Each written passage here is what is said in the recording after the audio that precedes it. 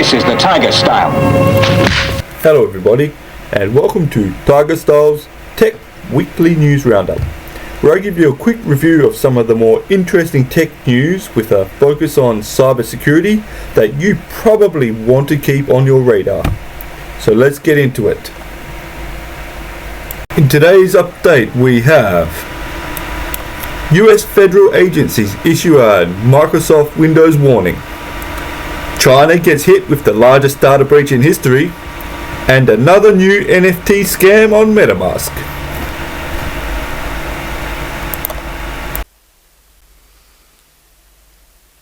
Our first story comes from The Record by Recorded Future. CISA orders federal agencies to patch Windows bug.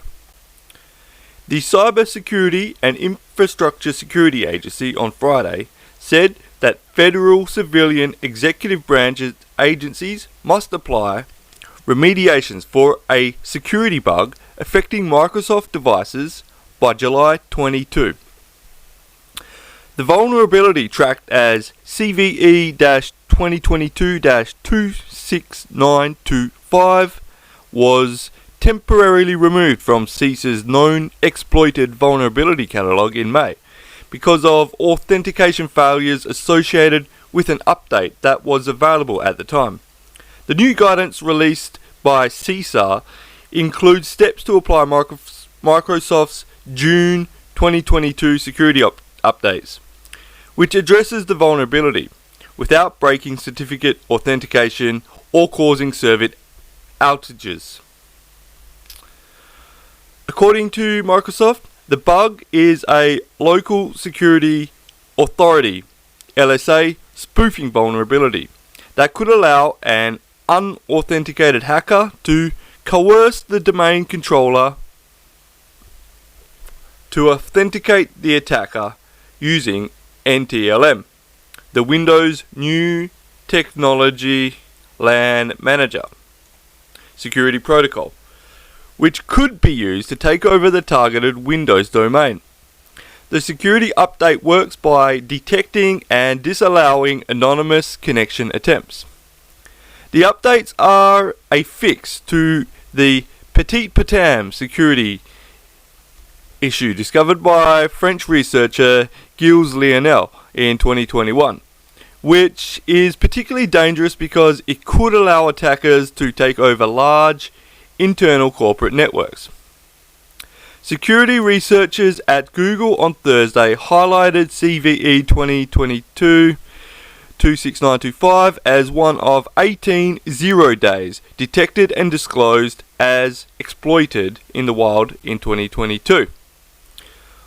Although CISA's binding operational directive only applies to federal US agencies, it has strongly recommended that businesses as well as state, local, tribal and territorial government agencies prioritize mitigations of these vulnerabilities as well.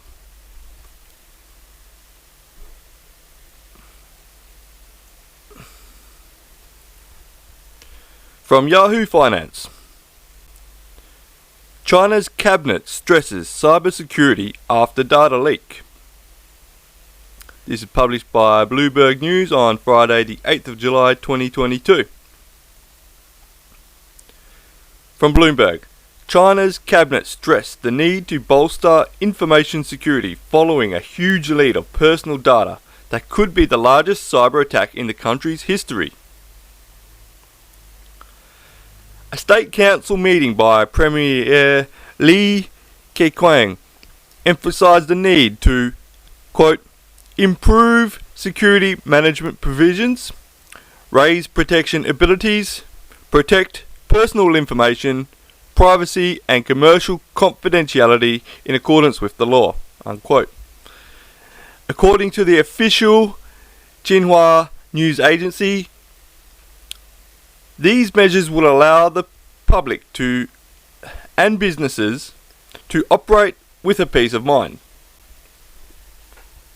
the report added. Xinhua didn't directly reference the breach, and other state media agencies have so far been silent about the incident. Earlier this week, unknown hackers claimed to have stolen data on as many as 1 billion Chinese residents after breaching a Shanghai police database. The purported theft of more than 23 terabytes of information has exposed potential data and security lapses and set the technology industry abuzz. If verified, the massive data leak could be a black eye for Xi Jinping's administration, which has in past years gone after tech firms such as DD Global Inc. for data security violations. Quote, "The breach has clearly caught the attention of China's top leadership, and no wonder," unquote, said Kendra Schaefer, a partner at Beijing-based consultancy Trivium China. "It is particularly embarrassing for a government body to be the source of the largest known data breach in China's history, particularly at a time when data security has become one of China's top policy priorities," unquote. Questions remain on how the unknown hackers apparently gained access to the trove run by the Ministry of Public Security's Shanghai branch, which, according to online posts, included data detailing user activity from popular Chinese apps, addresses and phone numbers. Okay. A seller has asked for 10 Bitcoin, worth around $200,000, in exchange for the data. And we all know how much China loves Bitcoin. China is long overdue for experience a breach of this scale, said Daron Hartvidson, managing director at a global advisory from StoneTurn. Historically, China is often disregarded as a viable target for criminal cyber exploitation. Threat actors typically focus on targets likely to cave to ransom and extortion demands. It is not clear if this business model will result in similar financial returns in China due to their government business integration. We'll see how that goes for them. Xi has long identified data as key for governing and driving Asia's largest economy. The meeting on Wednesday also discussed the need to investigate and address activities that abuse information and violate the legitimate rights of individuals and enterprises, according to the report. Updates with analysts' comment from the fourth paragraph. A previous version was corrected to reflect an analyst's proper title. Okay, so that's an edit. Let's keep an eye on that to see how China goes up against the hackers.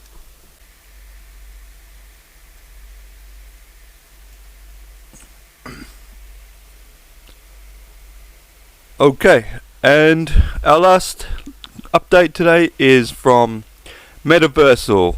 That's not Metaverse.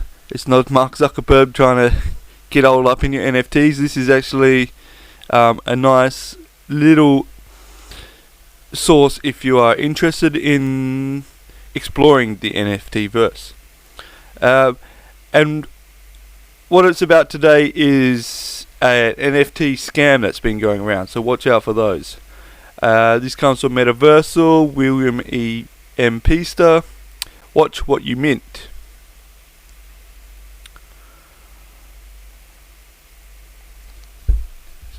William says, "Dear Bankless Nation, there's a new type of NFT scam going around that you should know about. From Montana Wong, a new NFT wallet draining exploit is taking shape that uses a mixture of social engineering and takes advantage of the degen meta. Let's break it down." So William recently wrote about the popularity surge of free mint NFTs And this new scam takes advantage of people wanting to ape into these potentially lucrative projects. Simply put, the trap involves tricking folks into giving up their most valuable NFTs via a bogus mint transaction. Make sure if you are minting from an upstart project that you triple check that you're not setting up approval for all when you don't mean to be. From Saigar, here's what it looks like when you are asked to set approval for all on Metamask. If you ever see this function in your Metamask pop up, triple check that you actually want to do this. If you're not interacting with a trusted marketplace, then you almost certainly don't want to do this. Metamask. If you are using Metamask, keep an eye on it, because although it is very handy, and I do use it for a few things, I don't keep anything important on there because I just think it's a little bit too insecure. So if you see this function type, set approval for all, and then it'll have your address and a boolean. In general, keep your guard up and stay on the lookout for new scam styles like this. A little caution can go a long way here. And with that PSA out the way, now let's get caught up on some of the biggest NFT news from the past week. Cheers everyone, WMP. So if you like the sound of NFT news and crypto in general, which I'm a fan of, check out Metaversal. They're a good source and a really good platform.